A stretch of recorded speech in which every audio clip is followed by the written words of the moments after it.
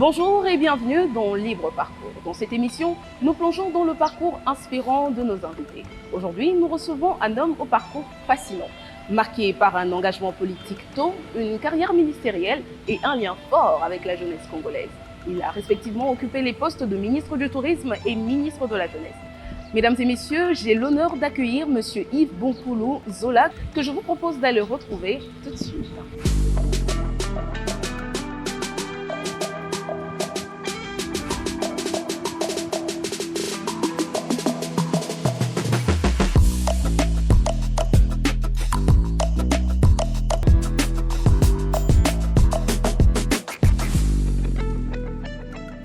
Comme je vous l'avais dit, aujourd'hui, nous recevons M. Yves Bonkoulou Zola. Il est à côté de moi. Exceptionnellement, avec lui, nous parlerons culture, tourisme et civisme à inculquer à la jeunesse congolaise quant à la préservation des patrimoines nationaux. Excellence. Bonjour et bienvenue dans Libre Parcours. Bonjour madame et merci pour l'invitation. C'est un réel honneur pour moi de vous avoir avec moi dans cette émission. Au regard de votre grand parcours, qui sera très légèrement survolé au cours de cette émission. Alors, vous avez été ministre du Tourisme et ministre de la Jeunesse. Pourriez-vous nous résumer ce que ça a été, ces fonctions pour vous? D'abord, pour ceux qui ne me connaissent pas, je m'appelle Yves Bonkoulou Zola. Je suis médecin de formation. J'ai fait mes études primaires d'abord au complexe scolaire Lobokonaé, à Lingwala, mais aussi à l'école de la science à la Gombe.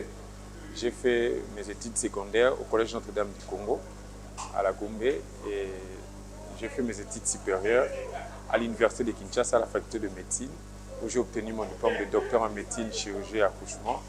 Et j'ai également un master en économie des entreprises et du marché de l'université Sorbonne Paris. J'ai également un diplôme de management, un diplôme de master en management des organisations sanitaires et sociales de la même université Sorbonne Paris Nord. J'ai également un diplôme d'études approfondies en gestion des systèmes de santé sociale au sein de l'Institut de développement des hautes études de Paris. Je suis militant cadre de l'UDPS, je suis ancien président de la Ligue des jeunes de l'UDPS. Mon passage au sein du ministère du Tourisme et du ministère de la Jeunesse, en quelques mots, je peux dire, c'était un passage comblé de beaucoup d'expérience, de beaucoup de travail, de beaucoup de réformes, de beaucoup d'innovations. Mais il faut le dire, il y a toujours ce coup-là d'inachevé. Toujours. Alors, un point m'a attiré.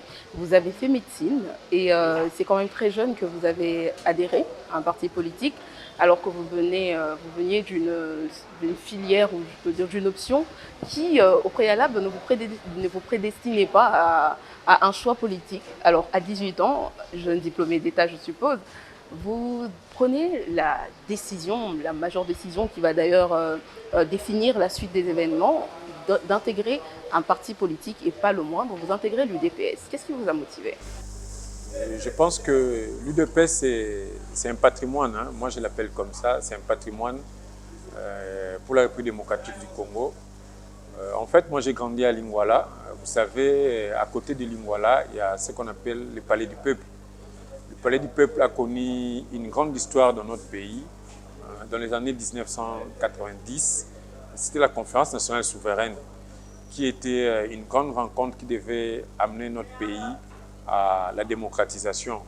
Et nous avons vécu à côté de ces grands palais, nous avons vécu les événements.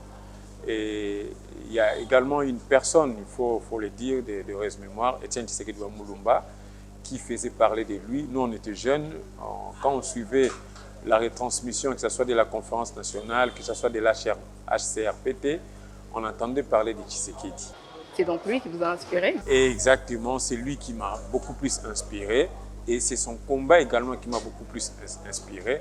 Et ce qui m'a amené trop jeune, officiellement j'ai adhéré à l'UDPS en 2002, mais je dois vous dire, depuis l'âge de 14 ans, moi j'ai participé déjà à des manifestations de l'UDPS.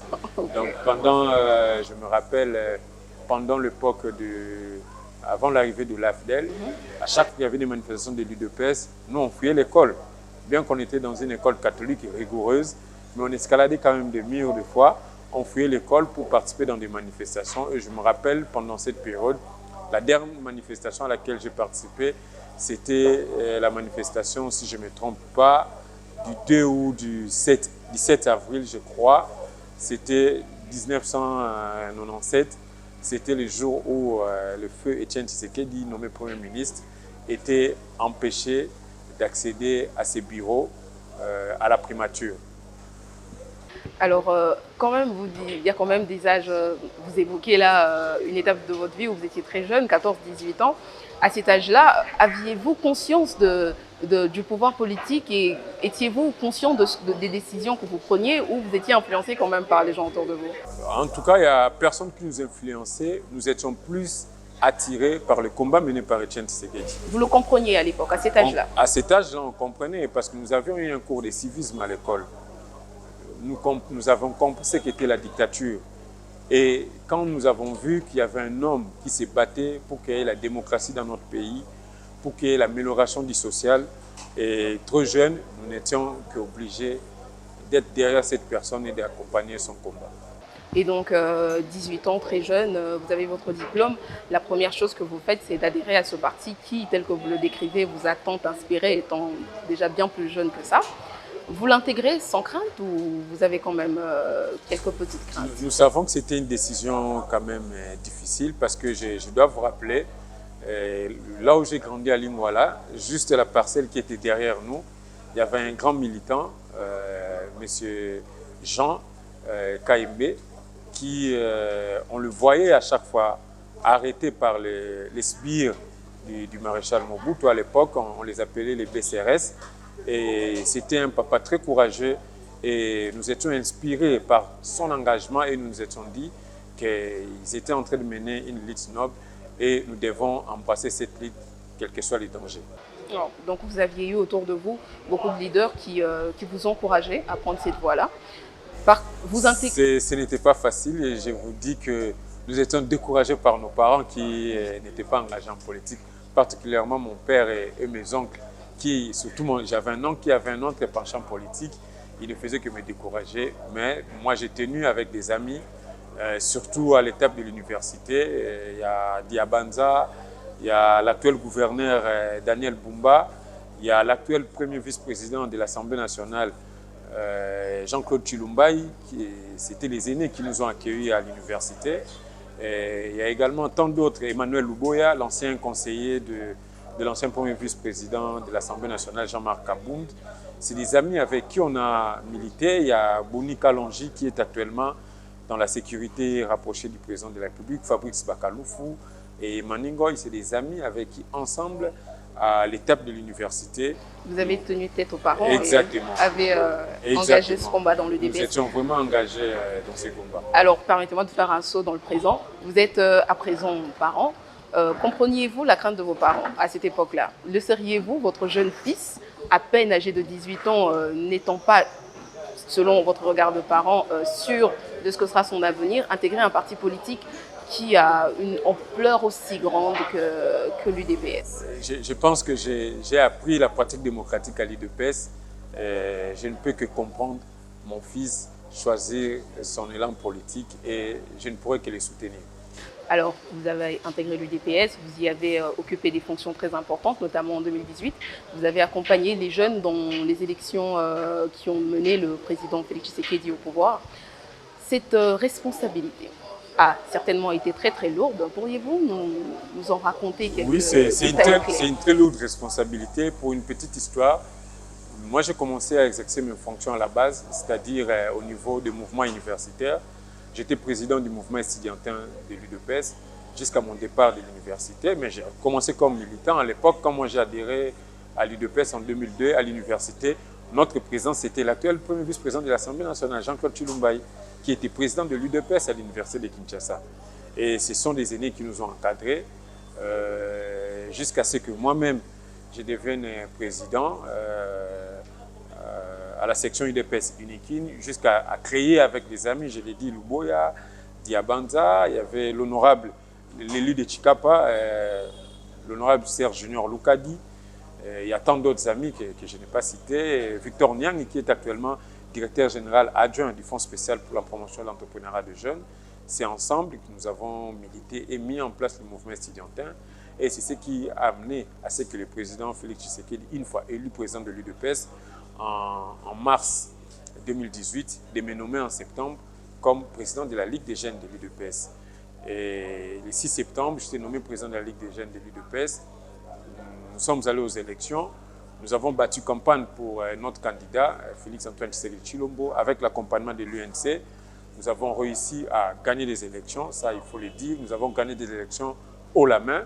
Nous avons battu en face de nous, pas des candidats de moindres. Il y avait Martin Fayil, qui était un grand candidat de l'opposition aussi. Mais il y avait également un candidat de pouvoir, Emmanuel Ramazani Chadari, avec tous les moyens possibles.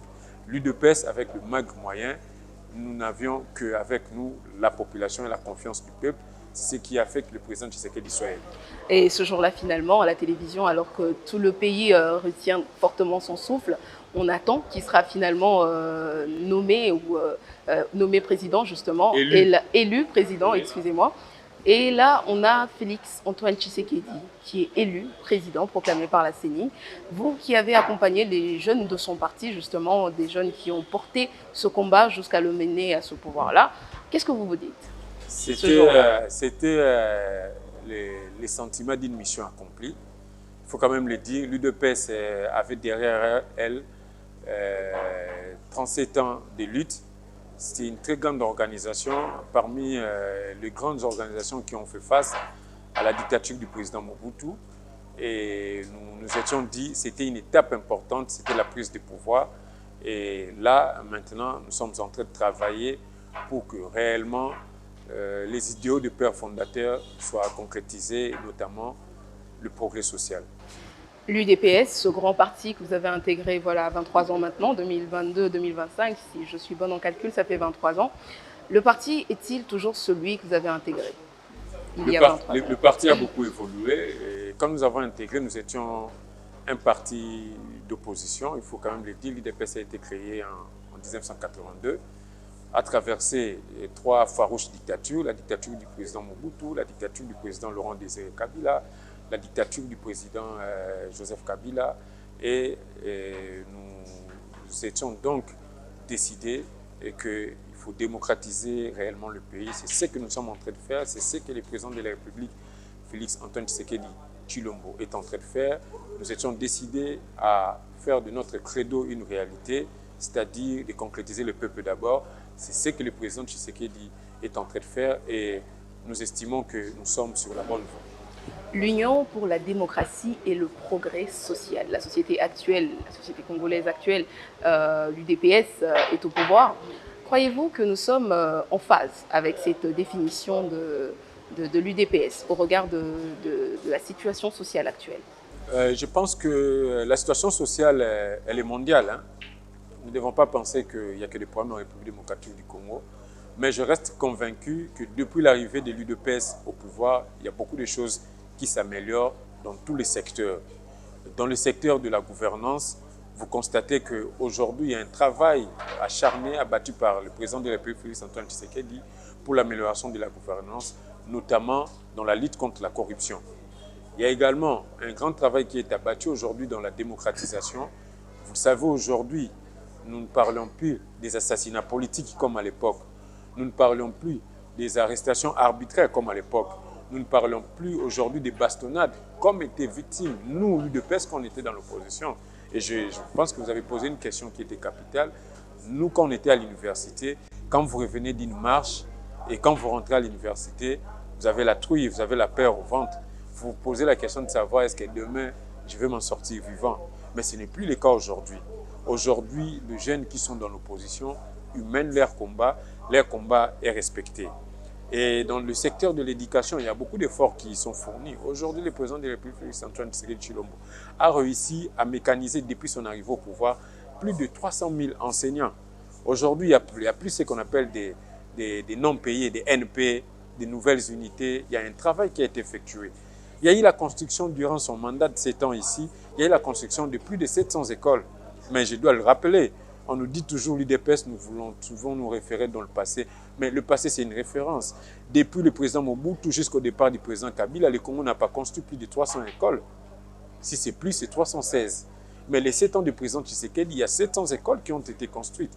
Depuis le programme de 100 jours jusqu'au programme de développement des 145 territoires, il y a bon nombre d'écoles qui sont construites. Ce qui veut dire que le président Tshisekedi est en train de poser les jalons du véritable développement de notre pays parce que l'éducation, c'est la base. Aujourd'hui, il y a l'effectivité de la gratuité de l'enseignement qui a réussi à récupérer plus de 5 millions d'enfants qui n'étaient pas capables d'aller à l'école.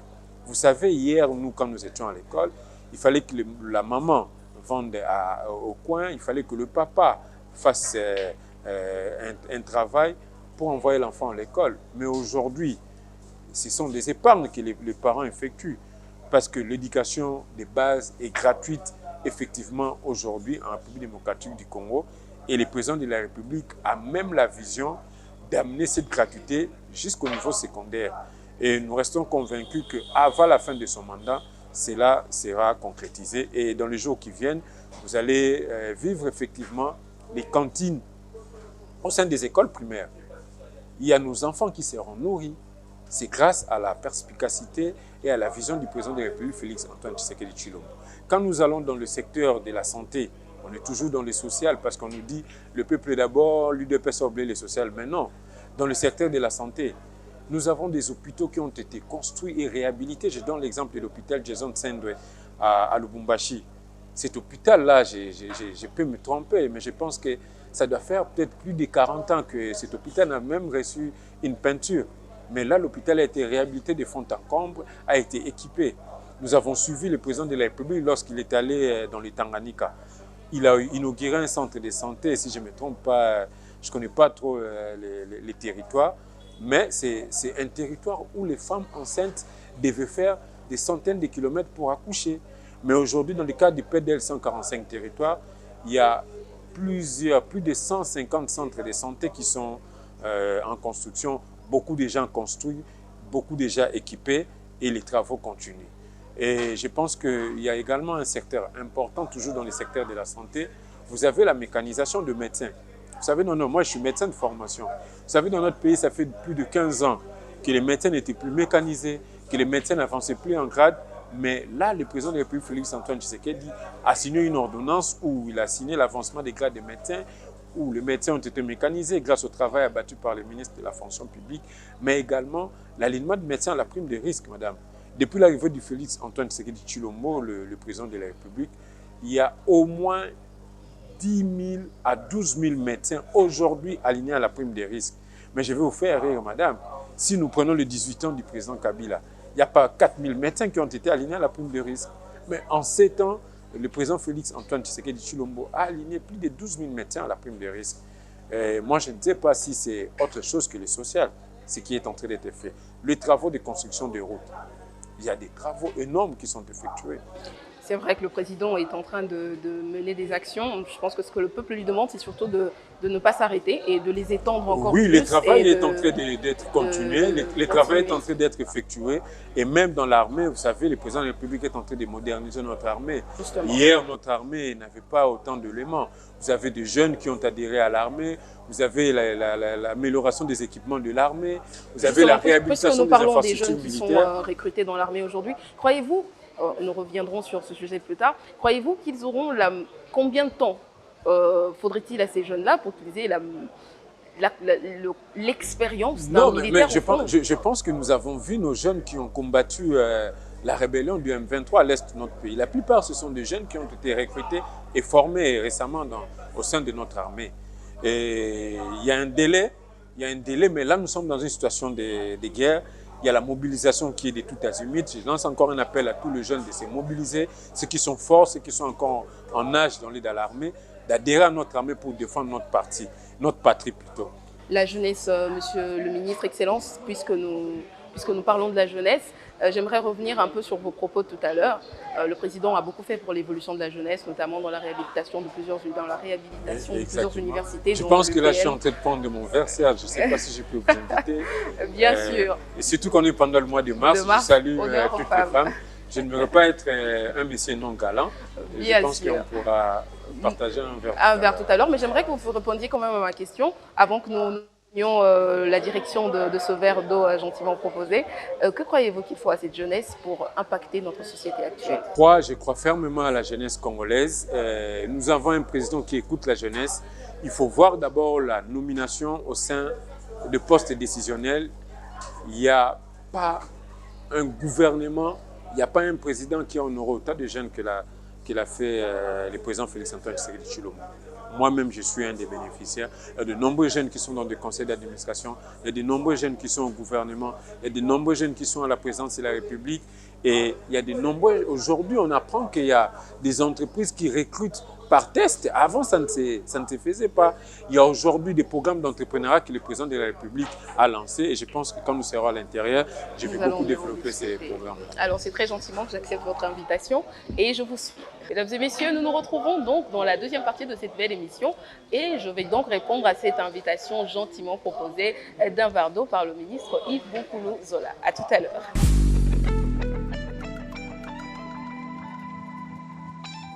Et voilà, mesdames et messieurs, dans la deuxième partie de notre émission Libre Parcours, cette partie que nous avons nommée Vitesse de croisière. L'excellence est toujours avec nous et toujours avec le même plaisir, je l'espère.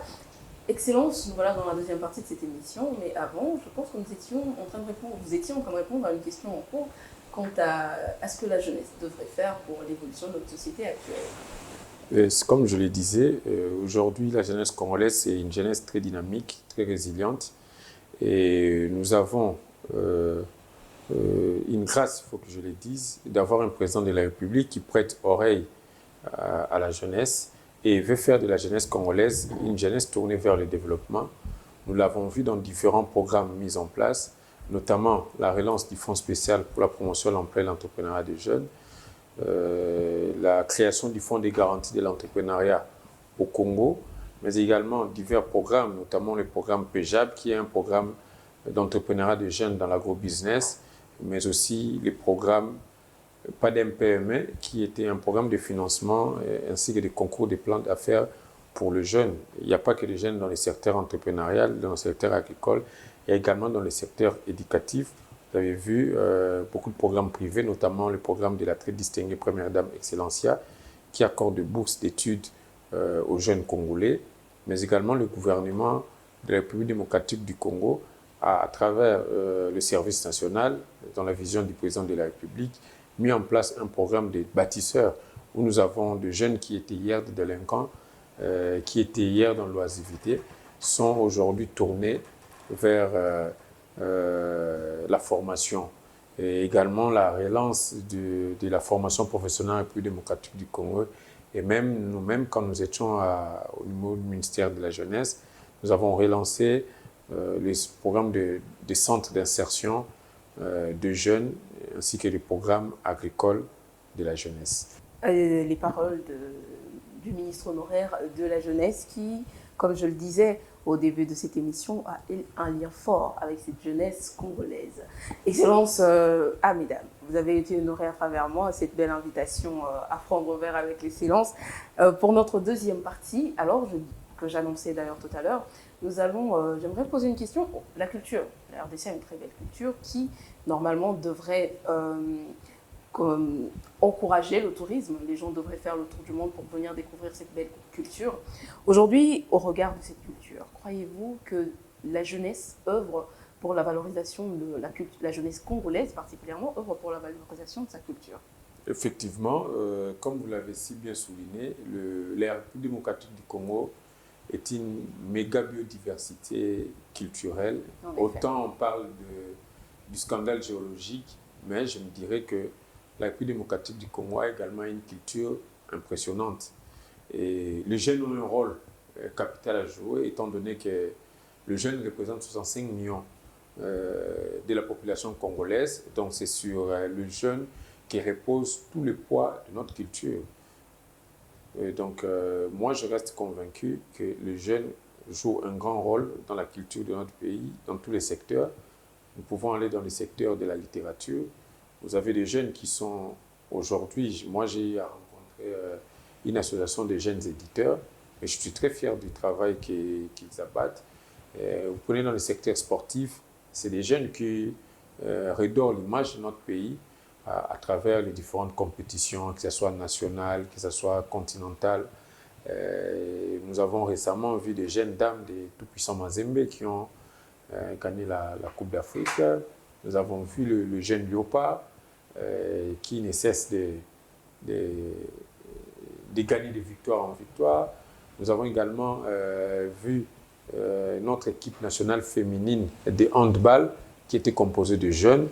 Et ça, nous félicitons également le président de la République parce qu'il a mis en place également des infrastructures sportives pour permettre à ce que le jeune Congolais puisse se distinguer. Et même dans la boxe aujourd'hui, nous avons un jeune qui se distingue, Martin Bakole, qui porte le drapeau de la République démocratique du Congo très haut. Nous avons également le Jiu-Jitsu, un jeune Congolais Mputu qui combat à travers tout le monde, différents pays, et qui également redore l'image de notre pays. Également dans le secteur de transport, ça il faut le dire, c'est souvent des jeunes qui sont dans des taxis-motos, et qui facilitent la circulation des paisibles citoyens. Mais est-ce qu'il ne dérange pas finalement Oui, je pense que ça, nous allons arriver dans la profondeur de cette question quand nous allons aborder la question liée au civisme. Exactement. Parce qu'il faut quand même le dire, il y a beaucoup de dégâts dans ces secteurs et nous sommes tous appelés à accompagner ces motards. C'est aussi de la responsabilité du gouvernement d'inculquer le civisme auprès de ces jeunes qui ont accepté de participer au développement de notre pays à travers les secteurs de transport. Et donc le civisme, nous allons y arriver, c'est dans le plan de cette émission. Alors nous restons dans la culture, d'ailleurs, qui a été le premier pas de cette deuxième partie de l'émission. Vous disiez que la jeunesse a un grand rôle à jouer dans la promotion de cette culture-là, mais quand même cette jeunesse qui est très absorbée par les réseaux sociaux qui sont aujourd'hui incontournables. La jeunesse, ces réseaux sociaux-là qui sont imposants, on ne voit que, ne sont-ils pas finalement en train d'éteindre l'intérêt de la jeunesse par rapport à la culture, à la promotion de cette culture? Est-ce que cette jeunesse qui est sur les réseaux sociaux utilise ces réseaux pour promouvoir la culture congolaise? Moi, je pense que cette question doit être vue dans le sens où nous avons un verre à moitié plein, à moitié vide. Parce qu'il faut quand même le dire, aujourd'hui dans le secteur de la culture, surtout dans la musique, vous avez des jeunes qui se distinguent, des jeunes congolais, que ce soit ici en République démocratique du Congo, que ce soit à l'extérieur, qui se distinguent à travers la musique, qui se distinguent à travers le cinéma, à travers la littérature. Et ces jeunes-là utilisent également les réseaux sociaux pour diffuser leurs activités, pour sensibiliser. Je pense qu'aujourd'hui, nous avons ce que nous appelons les streaming. À l'époque, nous n'en avons pas. Aujourd'hui, ce sont de jeunes artistes congolais qui sont premiers partout. Nous avons suivi récemment Maître Gims qui venait de lancer son opus. C'est un Congolais qui a lancé son opus, bien qu'il vit au Maroc et il est beaucoup plus en France. Mais il a lancé son nouvel album qui a cartonné. Et donc les réseaux sociaux contribuent à la vulgarisation de cette culture. Ça contribue à la vulgarisation, mais nous devons continuer à sensibiliser les jeunes qui utilisent les réseaux sociaux pour diffuser la mauvaise image, pour diffuser les mauvaises mœurs. Ça, nous devons décourager et encourager beaucoup plus à ce que le jeune utilise les réseaux sociaux pour diffuser une bonne image, également une bonne culture de notre pays. Alors, Excellence Yves, la culture congolaise, elle est vaste, elle est très très diversifiée. On retrouve beaucoup de belles choses dans cette culture-là. Vous, quel aspect de cette culture vous plaît le plus? C'est vraiment une question difficile, hein?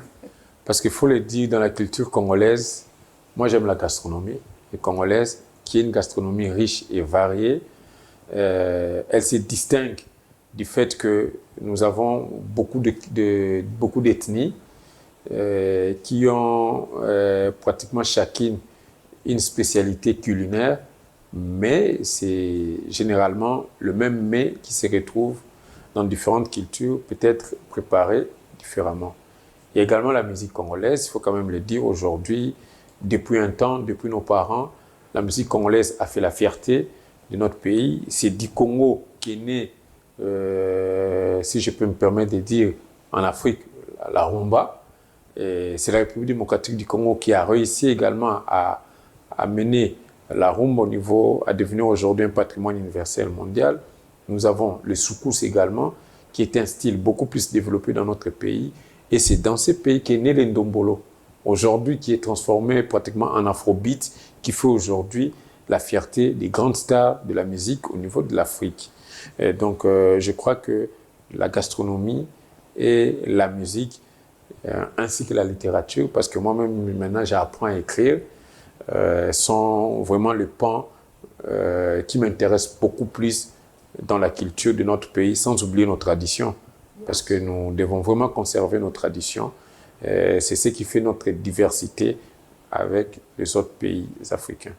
J'ai aimé quand vous avez commencé par dire que c'était la gastronomie, c'est le côté gastronomique de la culture congolaise qui vous plaisait. J'en déduis donc que vous êtes un bon adepte de la boule nationale comme les téléspectateurs qui nous suivent. Exactement. Alors voilà pour la culture. Excellence, vous avez été ministre du Tourisme, un secteur très très important pour notre pays, ce grand pays, avec une très très grande superficie. En arrivant à ce poste, quelles étaient vos attentes? Qu'attendiez-vous de faire pour redorer l'image de ce secteur-là? En tout cas, c'est très important ce que vous posez comme question. Le tourisme, c'est aujourd'hui la première industrie dans le monde. Le tourisme aujourd'hui emploie 1 sur 10 travailleurs dans le monde. Et en termes d'échanges, aujourd'hui, je crois qu'en 2022, le tourisme avait atteint 1000 milliards d'échanges et les déplacements à travers le monde ne font que croître. Depuis la pandémie à Covid-19, je pense que les années qui sont passées, le tourisme a commencé à reprendre sa place dans le commerce à travers le monde et même déjà en Afrique, il faut quand même le soulever. Le tourisme emploie 21 millions de personnes. Donc c'est un secteur très capital pour le développement parce qu'il y a certains pays qui ne vivent que du tourisme, notamment l'île Maurice. Ça, c'est un exemple.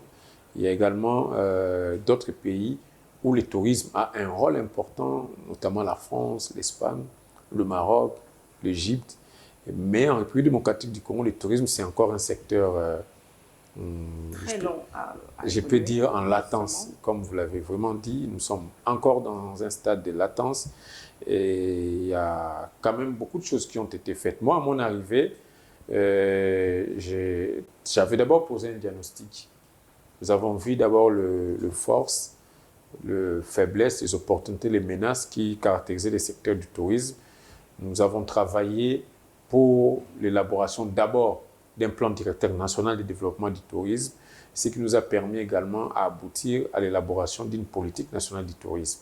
Parce qu'on ne peut pas développer le tourisme sans un instrument de base. Nous avons travaillé à l'époque et nous avons produit un document de politique nationale du tourisme avec le concours de l'ONU Tourisme, qui est l'Organisation des Nations Unies dans le secteur du tourisme. Et c'est ce qui nous a également permis d'avoir une idée sur ce qui devait être fait. Nous avons eu des axes majeurs sur lesquels nous avons travaillé, notamment l'amélioration de la gouvernance. Nous avons à notre époque travaillé pour le renforcement de notre administration, notamment le renforcement du contrôle. Je pense que vous devez le savoir, nous avions à un moment donné une inspection du tourisme qui n'avait plus sa force. Nous avons travaillé, nous avons formé beaucoup d'OPJ et nous les avons lancés sur terrain pour essayer d'effectuer des contrôles au sein des établissements touristiques dans notre pays. Nous avons également travaillé dans la promotion du tourisme en remettant la République démocratique du Congo dans les grandes conférences sur le tourisme, dans les grandes activités du tourisme, notamment à Indaba, en Afrique du Sud, mais également à Futur, qui est l'une des plus grandes foires internationales du tourisme à Madrid. Et nous avons également travaillé en relançant la promotion du tourisme à travers notre Office national du tourisme. Mais Justement, également, il y a un secteur important parce que nous le disons souvent quand on parle du tourisme, on voit les devises. C'est tout le monde qui le dit. Dans d'autres pays, le tourisme produit énormément d'argent dans le République démocratique du Congo. Nous avons travaillé dans la continuité de l'ancien ministre que moi j'avais trouvé, Mouedi Malila, qui avait lancé déjà les programmes de numérisation du secteur. Nous avons travaillé dans la numérisation du secteur du tourisme. Ça nous a quand même permis de renforcer la collecte de ce que nous appelons, nous avons une redevance qui est le Fonds de promotion du tourisme. Et nous avons également créé des cadres. Aujourd'hui, nous avons une des plus grandes écoles du tourisme, l'école Vatel, en République démocratique du Congo. Et nous les avons accueillis, nous avons travaillé avec eux aujourd'hui. Nous avons quand même cette grande école du tourisme dans notre pays. Et la revalorisation des différents sites. Nous-mêmes, nous avons conduit des missions au parc de Virunga, Kaozi-Biega, dans le Congo central, le parc marais des mangroves. Nous avons également lancé des réhabilitations de nombreux sites, mais également, ce qu'il y a d'important, nous avons quand même laissé des études de faisabilité, parce qu'il faut quand même le dire, la République démocratique du Congo, dans beaucoup de ministères, nous souffrons d'un problème de manque d'études. Nous avons réussi à réaliser des études de faisabilité qui permettront réellement à ce que le gouvernement puisse financer les différents projets touristiques. Parce qu'il ne suffit pas d'avoir de beaux sites, mais je pense que notre tourisme a également de nombreux défis, notamment des défis liés aux infrastructures. Ça, je salue le président de la République qui a un grand travail aujourd'hui. Nous avons beaucoup d'aéroports qui sont en train d'être réhabilités, qui sont en train d'être allongés en ce qui concerne leurs pistes. Et nous avons même des travaux au niveau de l'aéroport de Njili, qui est le plus grand aéroport du pays. Nous avons aujourd'hui un nouveau, si je peux dire, un nouveau salon à Lubumbashi. Nous avons la construction de l'aéroport de Kolwezi, nous avons la construction de l'aéroport de Bwende, la réhabilitation de l'aéroport de Kavumu à Bukavu et à Mbujimai. Et je pense que c'est l'aéroport de Kisangani que le chef de l'État a inauguré récemment. Exactement. Et pardon, restons dans le tourisme. Quand vous étiez ministre, vous avez organisé un grand salon de tourisme. Quel a été l'impact concret de cette activité? Oui, ce salon nous a permis de renforcer la collaboration avec le secteur privé. Et vous devez le savoir que le président de la République a ouvert la République démocratique du Congo dans les partenariats publics-privés. Et pas seulement ça, ça permet également de relancer la promotion du tourisme interne, parce qu'il faut quand même le dire, la République démocratique du Congo, nous ne pouvons pas qu'aller participer dans des conférences de tourisme, dans des salons de tourisme à l'extérieur. Nous devons aussi organiser des grandes activités. Je crois qu'après moi, il y a eu une continuité. Il y a le ministre Modero Ntimba qui a également initié la semaine congolaise du tourisme dans la même vision et qui est une activité qui continue. Et je souhaite à l'actuel ministre Didier Pambia qui également fait un grand travail pour essayer de continuer à promouvoir le tourisme en République démocratique du Congo, de continuer dans la même lancée. Et donc, vous avez géré à votre manière le tourisme et vous avez donné un coup de pouce tel que vous venez de le décrire. Aujourd'hui, si vous aviez 3 sites touristiques à proposer aux gens qui nous suivent, quels seraient-ils? Je pense que le premier site qui est parmi les meilleurs sites au monde, c'est le parc national de Virunga, qui est un site magnifique, et parce qu'au sein du parc national du Virunga, vous allez trouver des espèces rares, le gorille des montagnes, que nous trouvons dans ces parcs. Vous avez également le volcan Nyiragongo, qui a le plus grand lac de lave au monde. Les diamètres du volcan Nyiragongo, c'est 300 mètres. C'est 700 mètres, pardon. Ça donne une vue exceptionnelle pour les touristes. Et même l'ascension du mont Rwenzori, c'est vraiment un site à visiter dans sa vie. Le deuxième site, je pense que c'est le plage de Mwanda, pour ne pas dire le parc marais des mangroves, qui également est un site magnifique, parce que ça regorge le mangrove qui joue un grand rôle dans la captation du CO2 au sein de l'humanité, mais qui protège également notre côte atlantique contre les érosions. Et il y a également des tortues des tortues marines. Et il faut vivre l'éclosion des œufs à la plage de Mwanda. C'est vraiment une image exceptionnelle que vous ne pouvez trouver nulle part. Et comme troisième site, je pourrais conseiller à visiter également le grotte de Mbanza-Ngungu. Ce sont des grottes magnifiques parce que ces grottes relèvent en son sein des poissons aveugles. C'est vraiment des espèces qu'on trouve en République démocratique du Congo. Et dans certaines de ces grottes, vous pouvez trouver des tunnels longs d'1 kilomètre au sein des grottes, ainsi que des stalagmites. C'est vraiment des sites merveilleux également pour les études, notamment les recherches archéologiques. Je conseillerais aux Congolais, même aux touristes, de visiter ces différents sites qui sont pour moi exceptionnels. Donc voilà, mesdames et messieurs, j'espère que vous avez noté les 3 sites recommandés par le ministre du Tourisme. Donc, le ministre honoraire du Tourisme. Excellent, c'est beaucoup qui vous les a proposés. J'espère que vous avez noté. Surtout vous, les jeunes et la jeunesse. Nous en parlerons d'ailleurs tout au long de cette émission. Vous avez, en plus d'avoir été ministre du Tourisme, vous avez été ministre de la Jeunesse. Alors, vous êtes appelé, on vous dit que vous êtes nommé ministre de la Jeunesse, on vous dit, qu'est-ce que vous vous dites là, en cet instant-là? Quelles seront mes premières responsabilités en tant que ministre de la Jeunesse? D'abord, c'était des défis. C'était une prise de conscience des défis énormes au sein de la jeunesse. Et nous étions dit, dans notre part d'apport, c'était d'abord la formation. La formation de la jeunesse. Nous avons redynamisé les centres d'insertion de jeunes à travers le pays, parce qu'il faut quand même le dire, nous avons trouvé les centres d'insertion des jeunes dans un état vraiment très délabré. Nous avons quand même réussi à réhabiliter certains et à les équiper, notamment dans le sud Kivu, les centres de Bagira, dans le nord Kivu, les centres Moto, dans le Lualaba, on était à Kolwezi, dans le Okatanga, à Lubumbashi, les centres de Katuba, ainsi que nous avons tenté de relancer les centres de production agricole de Mukulubwe, où le jeune faisait même les activités dans les mines artisanales.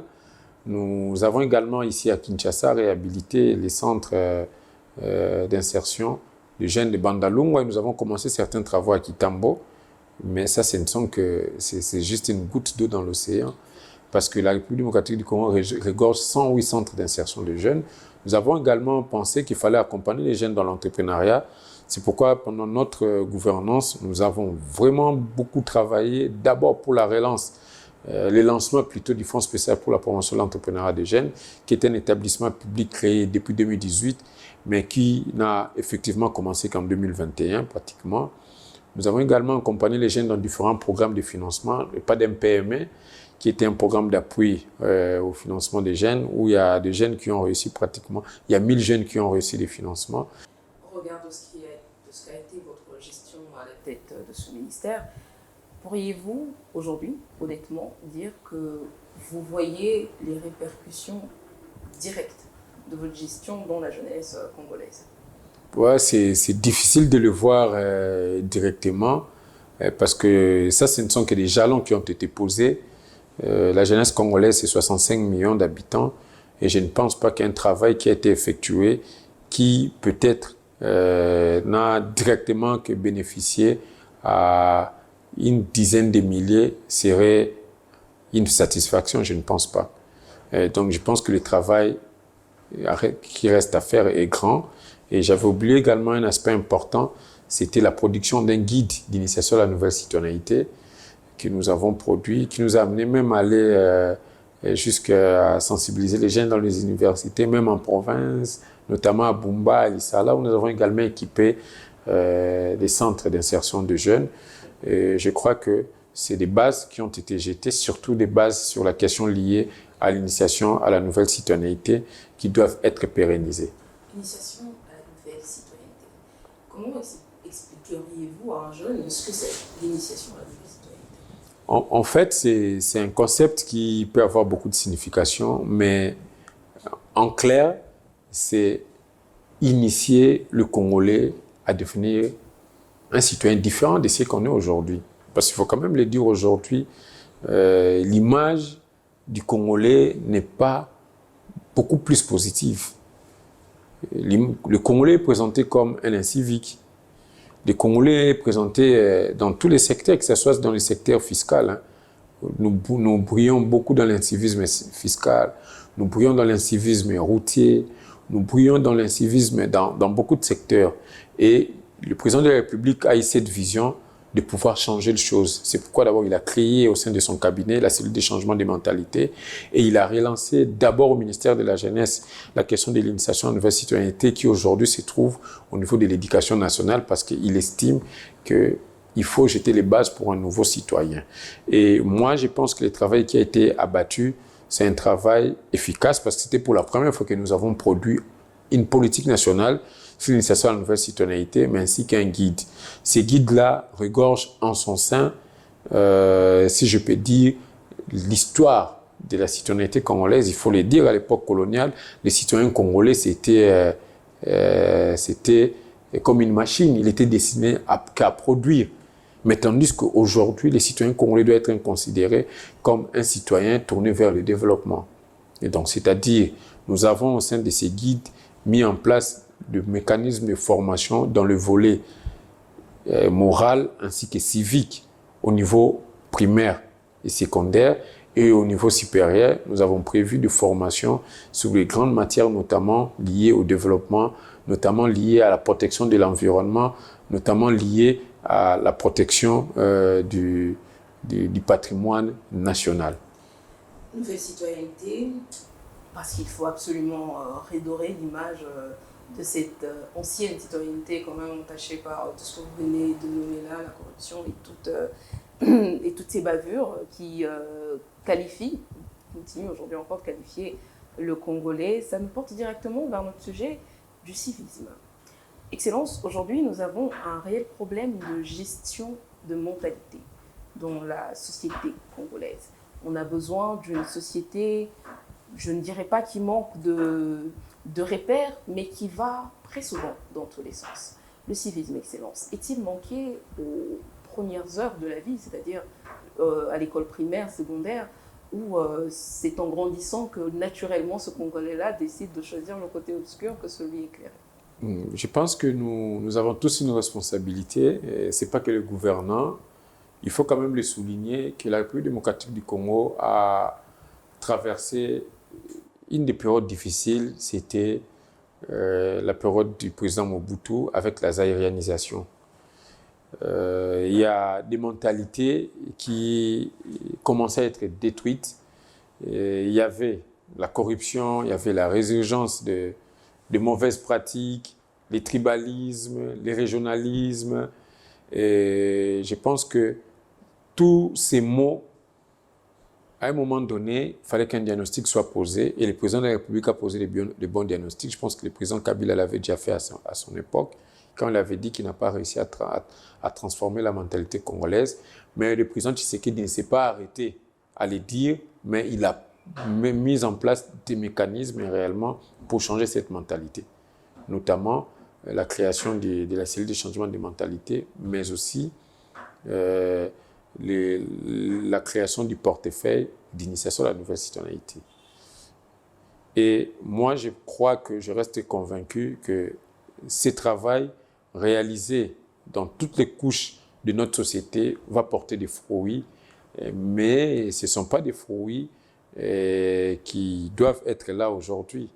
Je pense que s'il y a 32 ans de moboutisme, il y a eu 4 ans, il y a eu 18 ans, et je crois qu'il nous faut également un temps pour enlever cette mauvaise mentalité dans la tête du Congolais et créer un nouveau citoyen, un citoyen qui est tourné contre la corruption, un citoyen qui est tourné contre les régionalismes, contre les tribalismes, un citoyen qui renforce la cohésion nationale, un citoyen qui protège l'environnement, un citoyen qui protège, qui respecte le patrimoine commun, donc un citoyen tourné vers le développement.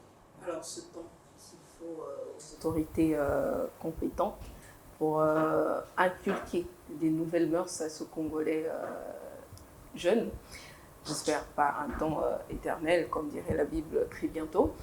Excellence, ce sont des projets, mais qui ont besoin d'une vision. Aujourd'hui, si ces jeunes-là, c'est vrai que nous avons besoin de beaucoup de temps pour changer leur façon de voir. Quand même, ils laissent, comme on dit, l'homme n'est bon, c'est la société qui le rend mauvais. Aujourd'hui, quels efforts devraient être ménagés immédiatement pour un rendu pas rapide, mais pas trop lent non plus, dans le changement de mentalité de ces Congolais-là? Je crois que les efforts, comme je l'ai souligné, nous l'avons bien décrit dans la politique nationale, à l'initiation à la nouvelle citoyenneté, mais également au sein du guide. Les efforts doivent être menés à tous les niveaux. Au niveau institutionnel. Au niveau institutionnel... Justement, parce que nous parlons du niveau institutionnel, croyez-vous que la force quand même ferait... accélérer les choses, par exemple? Exactement. On a quand même un motard qui fait ça. Il y a eu une époque où, oui. Par exemple, la zaïrianisation, il y avait beaucoup de restrictions. C'était quand même un régime assez autoritaire et bon, qui était tourné vers lui et qui imposait les règles. Aujourd'hui, on parle de démocratie. Mais est-ce que la démocratie nous réussit? Est-ce que cette population n'a pas besoin de plus oui, de rigueur? je pense que nous ne pouvons pas aujourd'hui nous ne pouvons pas aujourd'hui nous réjouir du moboutisme. Oui. Le moboutisme a personnifié d'abord le pouvoir dans notre pays. Et le moboutisme a continué à clochardiser l'homme congolais. Mais aujourd'hui, avec l'arrivée du président Félix Tshisekedi au pouvoir, l'UDPS s'est battu pour la démocratie et nous ne pouvons pas encourager des pratiques rétrogrades. Et il y a des lois qui existent. À côté du civisme, je suis tout à fait d'accord avec vous, il faut que la loi soit exécutée, notamment les peines. C'est ceux qui sont prévus par la loi. Il y a un code de la route qui prévoit également des peines en cas d'infraction. Nous avons également un code pénal qui prévoit de peines pour des infractions de coups et blessures volontaires, pour des infractions de détournement, pour des infractions de corruption, pour toute autre infraction des mauvaises mœurs. Cette loi-là doit s'appliquer. Mais de l'autre côté, comme je le disais, nous devons également faire un travail d'abord au niveau institutionnel, cette prise de conscience. Ce travail doit commencer aussi au niveau de nos institutions. Nous devons d'abord inculquer la nouvelle citoyenneté au sein de nos institutions. Atteindre toutes les couches de la population pour atteindre ce nouveau Congolais, c'est ce que nous espérons tous. La RDC, c'est aussi sa culture, ses sites touristiques, mais c'est aussi son patrimoine. Excellence, aujourd'hui, croyez-vous que nous tous, je ne vais pas parler particulièrement de la jeunesse, croyez-vous que tous les Congolais sont conscients de la valeur du patrimoine de notre pays? Je ne le pense pas et je pense que c'est vraiment très, très, très pertinente votre question. C'est pourquoi là, je vous annonce, je suis en train d'écrire un livre sur le tourisme qui présente la République démocratique du Congo comme une destination surprise. Dans ces livres-là, j'ai évoqué cette question. Nous avons un grand rôle à jouer dans, pas seulement la conscientisation, mais également dans la sensibilisation. La première sensibilisation doit être tournée vers le Congolais. Parce que c'est d'abord le Congolais qui doit protéger son patrimoine. C'est d'abord le Congolais qui doit promouvoir ses patrimoines. Mais vous allez remarquer qu'en République démocratique du Congo, c'est le Congolais qui détruit d'abord son patrimoine, c'est le Congolais qui est expert en Congo bashing et comment est-ce que nous allons attirer des visiteurs? C'est les Congolais, après avoir mangé, qui jettent la saleté dans la rue. C'est les Congolais qui jettent la saleté dans les caniveaux. Et c'est le Congolais qui dit « Ah, mboko erobongate ». C'est le Congolais qui dit « toujours boire la saleté pour gouverneur au salamoussala ». Non, nous devons tous contribuer à la protection de l'environnement de notre pays. Parce que la destruction de l'environnement à travers l'humanité aujourd'hui engendre des catastrophes naturelles. Ce ne sont pas que des gouverneurs, ce ne sont pas que des ministres, ce ne sont pas que des chefs d'État qui sont victimes de ces catastrophes. C'est toute la communauté qui est victime de ces catastrophes. Donc, nous sommes donc appelés à éduquer le Congolais de le bas âge, de l'école, sur le patrimoine culturel, sur le patriotisme. Aujourd'hui, nous avons nos valeureux frères Ouazalendo qui se battent contre l'agression de notre pays. C'est parce qu'ils sont patriotes. Nous avons aujourd'hui de jeunes Congolais qui adhèrent à notre armée, qui s'engagent pour défendre la patrie. Nous avons aujourd'hui de jeunes Congolais qui sont dans les médias sociaux pour défendre la patrie. Et je pense que cela ne peut être que la résultante d'une bonne sensibilisation ainsi que d'une bonne éducation depuis le bas âge. Et comme vous l'avez dit, c'est tout le monde, ce n'est pas que le jeune, mais c'est tous les Congolais qui ont ce devoir de protéger ce patrimoine. Ça, c'est un don que Dieu nous a donné. Aujourd'hui, vous devez le savoir que la République démocratique du Congo participe énormément dans la protection de l'environnement. Nous avons l'une des plus grandes forêts, la deuxième forêt après l'Amazonie, la forêt équatoriale, et nous devons tous lutter contre le déboisement de ces forêts. Merci à tous ces Congolais qui valorisent notre patrimoine et à ceux qui se sont levés en ce temps de guerre, il faut le dire, pour fustiger cette agression injuste et barbare du Rwanda dans l'est de notre pays. Merci à ces Congolais-là qui se lèvent, qui parlent au nom de notre pays et qui, par la même occasion, valorisent cette belle nation. Mesdames et messieurs, alors cette conclusion nous permet d'entrer dans la troisième phase de cette belle émission.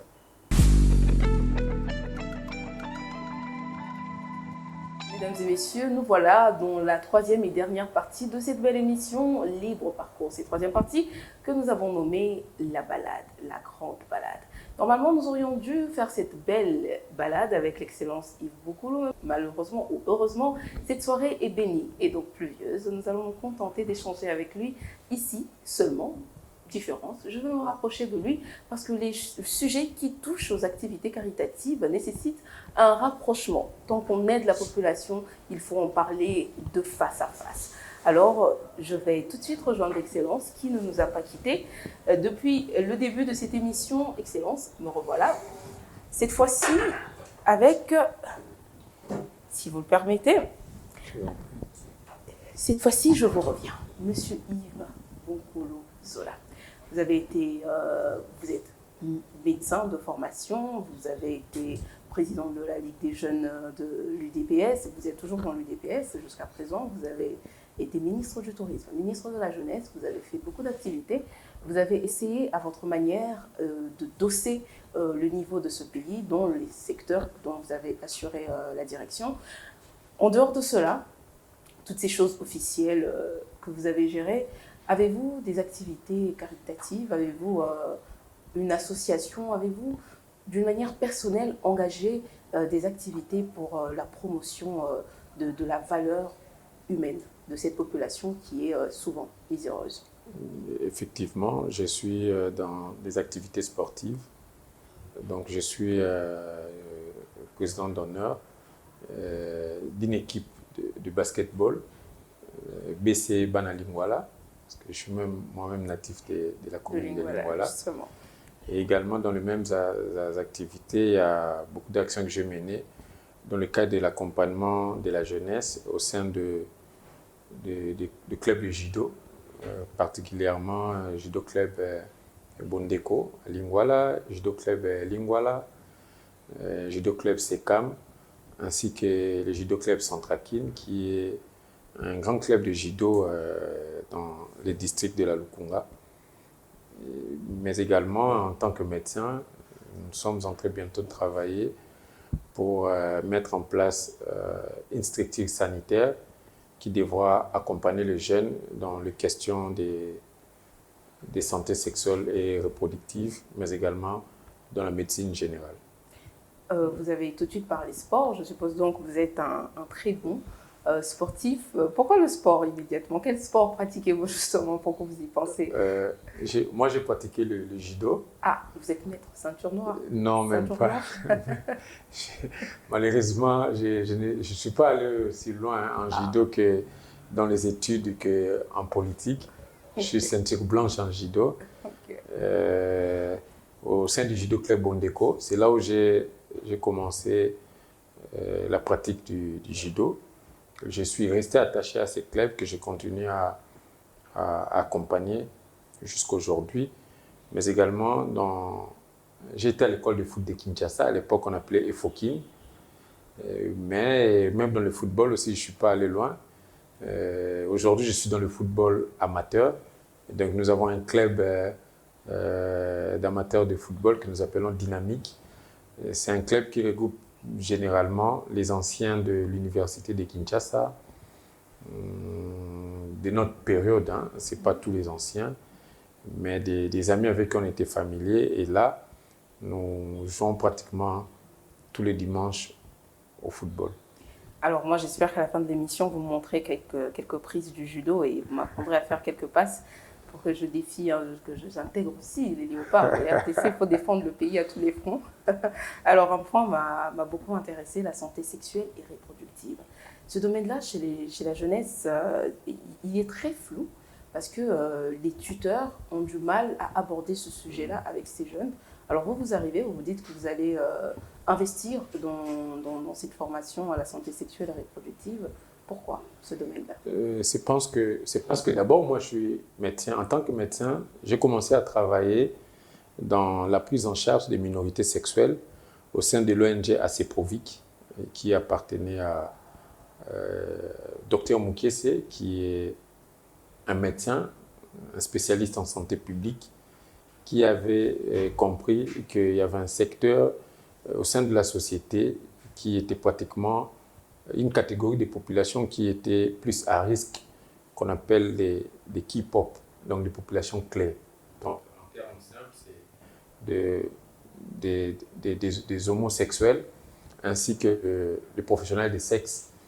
J'ai travaillé dans ce secteur et j'ai vu comment est-ce que la plupart des cas, c'était des jeunes qui étaient exposés à de nombreuses maladies, notamment les IST, le VIH, la tuberculose.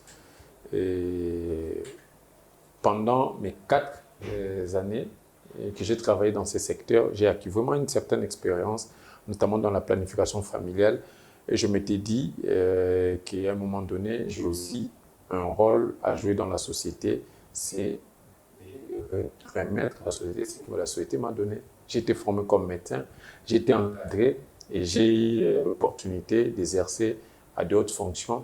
Et je pense que la petite chose que je peux également faire pour mes compatriotes, c'est de mettre à leur service des services sociaux de soins qui puissent leur permettre également de bénéficier de ces informations, parce qu'il faut quand même les dire, souvent dans nos familles, ces informations sont là. Exactement. Nous sommes en train de mettre en place un centre convivial, c'est à voilà, prêt, qui permettra également à sensibiliser les jeunes, à les encourager au dépistage volontaire du VIH-Sida ainsi que des IST. C'est gratuit, toutes ces activités de santé sexuelle et reproductive. Et encourager également le jeune à la planification familiale, ça nous permet d'éviter les grossesses à risque et les avortements clandestins. Donc, nous estimons que ça sera également pour nous une façon de participer à ces vastes projets du président de la République qui veut que le Congolais puisse bénéficier des soins de santé décents, mais également, nous allons mettre également le programme des maternités gratuites dans ces centres. Alors, ce projet, tous les jeunes en bénéficieront ou il faudra avoir une certaine qualité ou une certaine... Non, c'est tout le monde qui en bénéficiera. Exactement. Nous allons rester dans ce domaine-là un peu parce qu'il est très important. Nous contribuons justement à la formation de ces jeunes-là qui entendent très peu, voire pas du tout, parler de la santé sexuelle et reproductive, qui découvrent dans le cadre de l'éducation diffuse pour certains enfants. Aujourd'hui, les jeunes vous suivent, vous avez été leader, vous l'êtes encore, et vous le serez encore pour très longtemps pour ces jeunes qui vous suivent aujourd'hui, qui, eux, ne savent pas ce que c'est que la santé sexuelle et reproductive, découvrent la santé sexuelle et reproductive au gré de leurs pulsions et des gens qui les entourent. Que pourriez-vous leur dire en matière de santé sexuelle et reproductive? En matière de santé sexuelle et reproductive, je pense que nous avons un maître mot. C'est l'ABC. Alors aux jeunes qui nous suivent, dépistez-vous, protégez-vous ou abstenez-vous parce que la santé sexuelle et reproductive n'est pas aussi simple qu'elle ne paraît lorsqu'on est adolescent. Elle a besoin d'être éduquée et encadrée avant son activité complète. Excellence, merci beaucoup pour ces initiatives-là qui devraient de plus en plus être présentes dans la société pour la jeunesse. Ce sont des choses les premières leçons de la vie de ces jeunes-là, déjà à partir de 12-13 ans. Ils devraient déjà apprendre ça. Alors, chers jeunes, j'espère pour vous que vous avez pris ces conseils à cœur. C'est la grande balade, Excellence. Alors moi, je prends le volant, puisque c'est moi qui suis aux commandes de cette émission. Je vous emmène à la publication de votre livre, parce que vous avez écrit un livre, vous êtes aussi dans la littérature. Donc, vous couvrez tous les aspects de la culture. Vous êtes un pratiquant, comme on le dit, dont un pratiquant actif dans la culture, dans la promotion et l'extension de la culture congolaise. Vous avez écrit un livre. Ce livre parle du chef de l'État. Qu'est-ce qui vous a motivé, ce livre, premièrement? Ce qui d'abord m'a motivé, c'est l'homme. Il faut le dire, j'ai côtoyé l'actuel président de la République, Félix Antoine Tshisekedi Tshilombo, depuis l'opposition. Si je ne me trompe pas, c'est depuis les années 2008 que j'ai appris à côtoyer l'homme. J'ai trouvé des valeurs dans l'homme et surtout des valeurs qui sont liées à la promotion de la jeunesse, la promotion de la femme, mais également, j'ai trouvé en cet homme un leader qui veut le changement dans son pays et qui aime son pays. Et je voulais passer un message aux jeunes de pouvoir croire dans ce qu'ils font. Vous devez le savoir, l'actuel président de la République, à un moment donné, il a tout abandonné dans sa vie pour se consacrer dans ses combats pour la démocratie de son pays. Et il a gravi toutes les étapes au sein de notre parti, en commençant par la plus petite cellule. Parce que beaucoup de gens pensent que Félix Antoine Tshisekedi Tshilombo, le fait d'être le fils de Etienne Tshisekedi, il a été parachuté à la tête de l'UDPS, ce qui n'est pas le cas. Le président Félix Tshisekedi, ainsi que l'actuel premier vice-président du Sénat, l'honorable José Kalala, que j'ai salué en passant, et beaucoup de ses camarades de lutte, Raf Kabengele et tant d'autres que je n'ai pas cités, Aristote Mutombo, c'est des personnes qui ont ensemble commencé leur lutte au sein d'une cellule. Chez moi, l'UDPS, la plus petite unité au sein du parti, c'est la cellule. C'est comme nous avons des quartiers dans l'administration de l'État, dans l'administration territoriale. Dans le parti également, l'UDPS est un parti fédéral. Nous avons des cellules. Et ces personnes que j'ai citées et certains de leurs autres amis ont été à la base de la création de la cellule Leven en 1993, si je ne me trompe pas. C'est en Belgique, où ils étaient en exil. Ils ont créé une cellule qui dépendait de la fédération UDPS Benelux, Belgique, Néderlande ainsi que Luxembourg. Et ils ont milité ensemble jusqu'aujourd'hui. Nous avons le président Félix Tshisekedi qui est à la tête du pays. Nous avons l'honorable José Kalala qui est aujourd'hui premier vice-président du Sénat. Donc ce n'est pas le fruit d'un hasard. J'ai voulu raconter cette histoire aux jeunes pour que les jeunes croient en leur combat, pour que les jeunes croient en eux-mêmes. Et c'était beaucoup plus pour des raisons pédagogiques que j'ai écrit ces livres et non pour glorifier la personne. Et donc, dans ce livre, vous retracez le parcours de ce... Exactement, j'ai retracé le parcours depuis sa naissance, son enfance, ses études, ainsi que sa vie en exil, son engagement au sein du parti, son ascension au sein du parti jusqu'à arriver à la tête du pays, du parti d'abord, à travers un congrès où il a été élu démocratiquement président de l'UDPS, parce que tout le monde n'est parié qu'à la disparition de l'UDPS après la mort du Sphinx Etienne Tshisekedi Wamulumba. J'ai également parlé de son accession, la campagne difficile électorale qu'il a eu à mener jusqu'à son élection. Et j'annonce d'ailleurs que je suis aussi en chantier, en train de travailler sur un autre livre qui parlera de ses réalisations depuis qu'il est à la tête de notre pays. Le chef de l'État, Félix Tshisekedi, puisque nous parlons de lui, et vous l'avez connu avant qu'il ne soit ce grand président de cette belle et grande nation qui est la République démocratique du Congo. C'était un fils de leader. C'était son père qui était vu à ce poste qu'il occupe aujourd'hui. Vous l'avez connu jeune, loin des projecteurs qui sont tournés vers lui aujourd'hui. Était-il prédestiné à cette destinée qu'il vit aujourd'hui? Je pense que oui. Je pense que oui, même si à plusieurs reprises, il ne l'a jamais manifesté. Mais c'est quelqu'un qui s'est préparé. Je vous ai parlé de son histoire. Président cellulaire, il passe au niveau de la Fédération de Belgique, il passe secrétaire national aux relations extérieures, il était d'abord adjoint et puis titulaire, il passe secrétaire général adjoint du parti jusqu'à devenir président du parti. Donc moi je considère Félix Tshisekedi comme un leader qui a taillé son chemin dans un roc. Je vous dis, l'UDPS, ce n'est pas n'importe quel parti politique. Oui. Est-ce que ce n'était pas une ascension graduelle non, prévisible? Ça n'a rien à voir. Ça n'a rien à voir parce que Félix Tshisekedi a mérité tout ce qu'il a eu comme responsabilité au sein de notre parti. Ils sont nombreux dans leur famille, mais tous ne sont pas Félix Tshisekedi. C'est pour dire qu'il a été différent des autres et même de ses amis dans la lutte. Il avait une façon de voir de très loin supérieure à nous tous au sein du parti. C'est vrai, il y a eu beaucoup de petits leaders au sein du parti, mais Félix Tshisekedi a réussi à se distinguer de tous les autres par sa façon d'être, par sa façon de faire, ainsi que par son intelligence. Et c'est ce qui lui permet aujourd'hui de pouvoir gérer un pays comme la République démocratique du Congo avec de nombreux défis, en train de le gérer avec brio.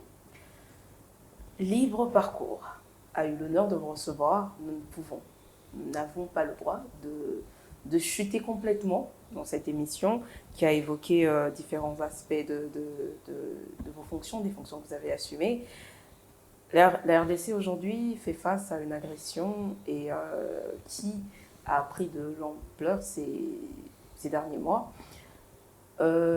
Tout le monde a le regard tourné vers la RDC, la République démocratique du Congo, et vous, quelle est votre lecture de cette situation sécuritaire?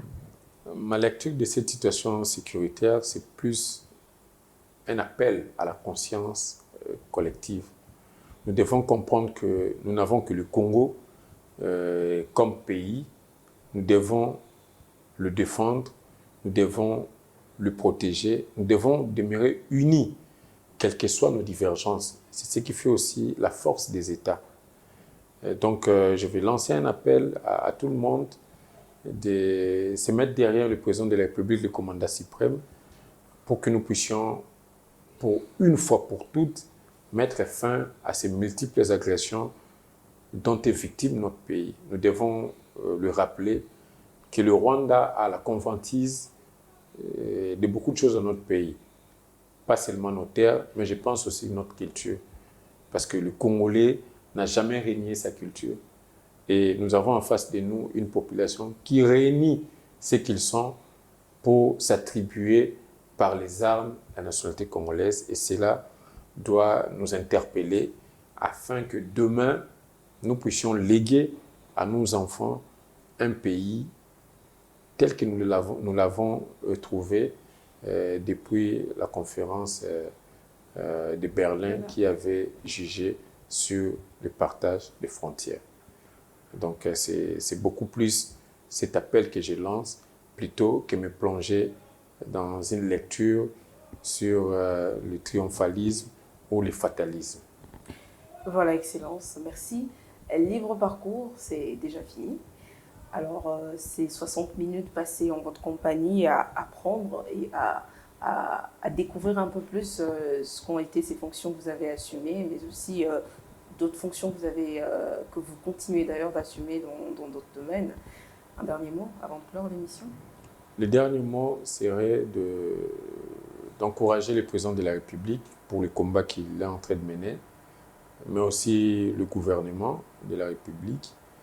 Mais aussi, je tiens à féliciter les PCA de Kyria Media Channel pour cette initiative de jeunes qui fait la promotion de la jeunesse, ainsi que son DG, le DG Mambo, pour le meilleur encadrement, le bon encadrement de son personnel, mais également le professionnalisme du personnel de Kyria Media Channel pour lequel j'invite tous les jeunes, tous les acteurs de la vie congolaise à visiter ces installations et à participer à des émissions pour faire passer ces messages aux jeunes, parce que nous avons aujourd'hui l'opportunité d'avoir un cadre dédié à la jeunesse.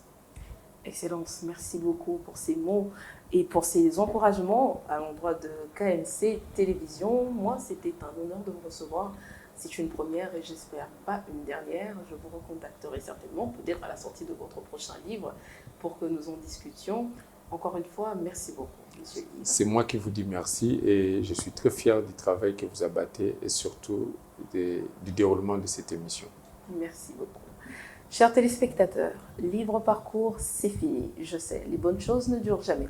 Ces 60 minutes vous serviront de guide. Vous avez eu avec vous, durant ces 60 minutes, le ministre honoraire du Tourisme et de la Jeunesse, M. Yves Bonkulu-Zola, avec qui nous avons échangé sur les fonctions qu'il a assumées. Moi, j'ai été honorée de vous présenter cette émission et j'espère, quand je vous retrouverai au prochain numéro, que vous serez aussi attentifs et que vous nous attendrez avec la même passion. C'est fini, je vous l'ai dit.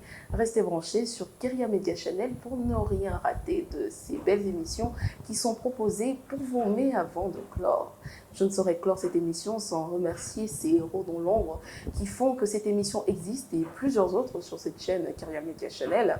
Je vois là Gaëtan, Sky, Poutine et le DG Yann Mambo qui y met du cœur pour que vous ayez des éléments parfaitement produits. Mesdames et messieurs, c'est déjà fini. Je vous retrouve au prochain numéro. En attendant, portez-vous.